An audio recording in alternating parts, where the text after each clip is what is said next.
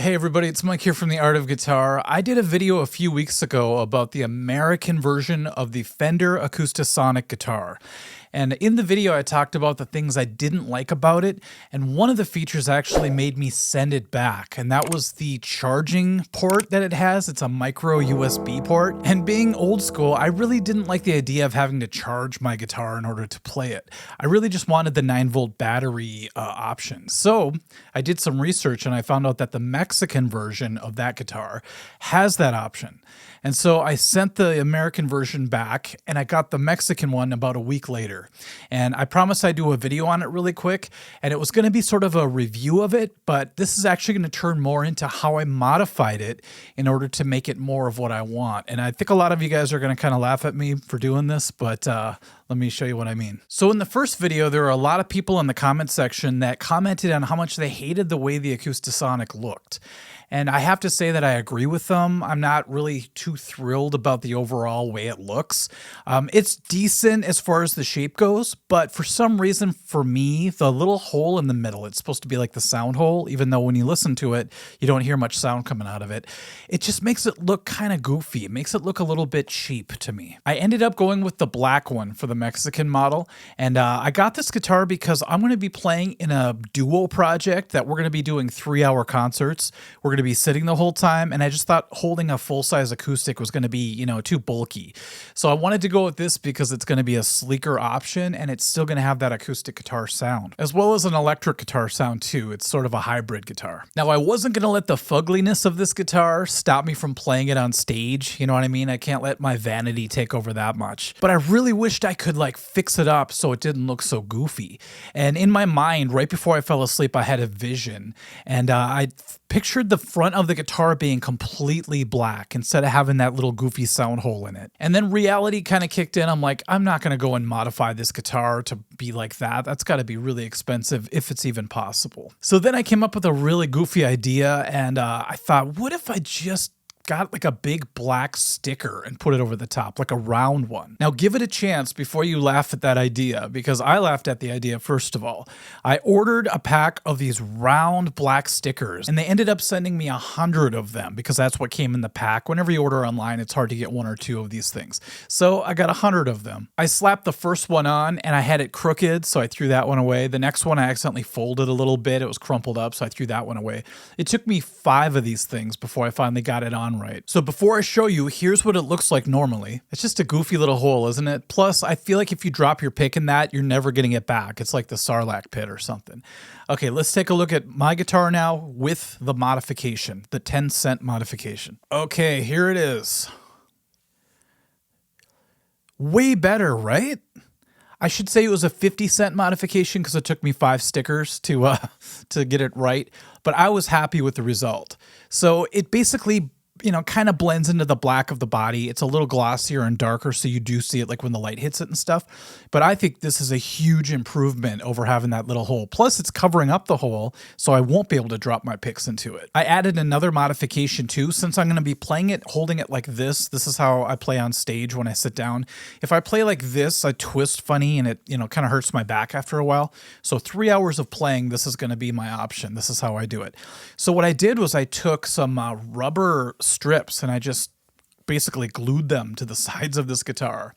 And that's going to help the guitar stay stable right where I want it to be instead of sliding around, because this guitar is really smooth. They really did a good job sanding it down. So I was playing it without the strips, and it was just bottoming out on me and stuff. So now it's really secure. The first time my friend, who's the other guy in the duo, saw this, he was like, that's a badass looking guitar. I'm like, that's the first time someone has ever said that about an Acoustasonic, at least to me. Now you might wonder, is it possible for it to start tearing off, or can you accidentally scrape it with your pick and, just cut right through it?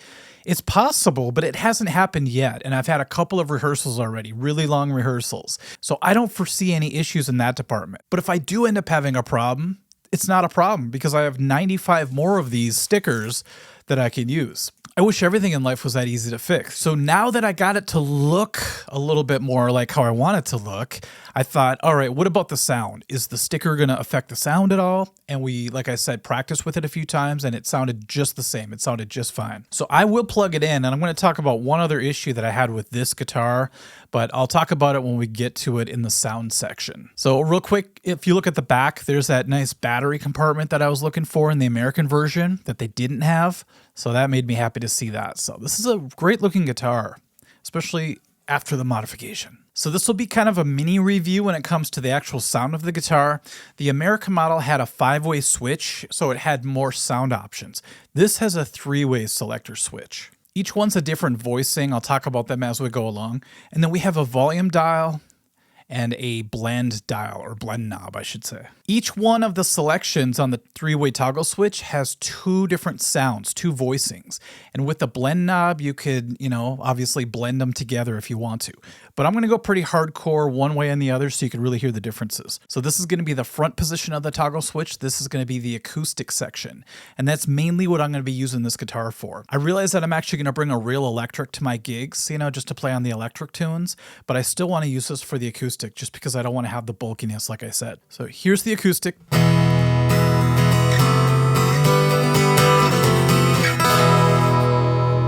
Pretty good sounding. Maybe we'll do like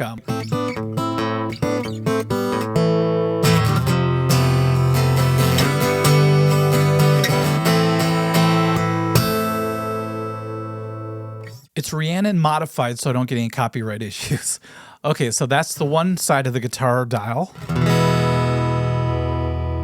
So did you hear as I went to the other side, it changed? It's a little more thin sounding. So it went from like a big dreadnought to like a smaller bodied acoustic. So it's got a little less of that low woof going on. That can be so helpful in live situations where there's just too much of that low coming out, so you can blend it a little bit out of there. So.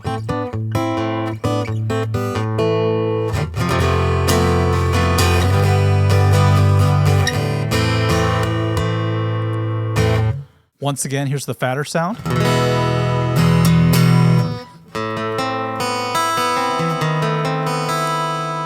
Dial it back. And of course, you got all the options in between.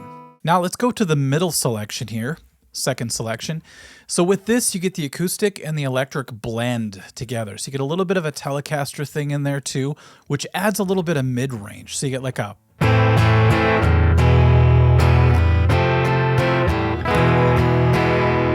So instead of just acoustic, you get this. It's a great option to blend those two together. It's all about blending on this thing because now you get a little bit of a sound like an electric player is playing along with you while you're on acoustic. And the blend dial does the same sort of thing. It backs off of the big roundness of the bottom. So let's check that out.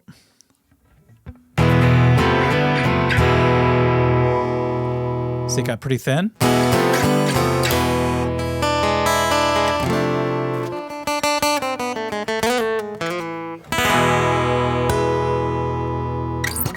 Now I keep doing the tap thing because you could hear it on an acoustic guitar. It gets a little bit of thump to it if it's true to life.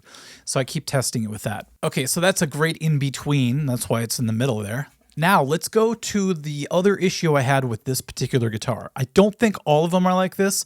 I may have just had a defective thing happen with this model or this very guitar. So let's go now to the very last setting and listen to this. You hear that horrendous buzz. So off, on. Even with small speakers, you should be able to hear that. Even if I turn the blend knob, it's just a less trebly buzz, which really sucks. I thought maybe it's just because it's a single coil pickup, but all my other single coil pickups are not nearly that buzzy. And I looked it up on their website. It's supposed to be a noiseless pickup, and that's far from noiseless. All right, so this is the cleaner side of the pickup.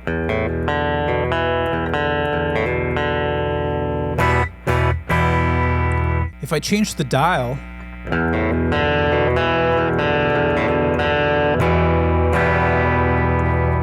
it's got this cool classic saturated tone. It's got a little bit of that, not fuzz, but a little bit of an edge to it. I thought that would be really cool for a lot of things live, but because the buzz is so bad, I'm not going to be able to use that pickup. I'm going to get it fixed after my gig. My gig's coming up in a couple days, so I can't really fix it now, but I will get that fixed. I really don't want to send it back to Fender. I hate shipping all these guitars around, you know? So I'll just bring it to my luthier friend and just see if Fender can pay for it. But like I already said, I'm not going to be using this for the electric side of it. I'm actually just going to be bringing my Jaguar electric guitar. So overall, I'm happy that I sent back the US model and went with this one because it's going to do everything I need it to do. And once I get that pickup fixed, everything will be fine with it. And with this little, cheap fix as far as fixing the aesthetic side of it, that just makes it all the more better for me. So that's it. That's my cheap modification for this guitar, just to make it a little less grotesque. And let me know what you guys think in the comment section. We'll catch you guys soon. Thank you for watching. And check out the other video that I did about the American version of the guitar too. I'll link that at the bottom of this video.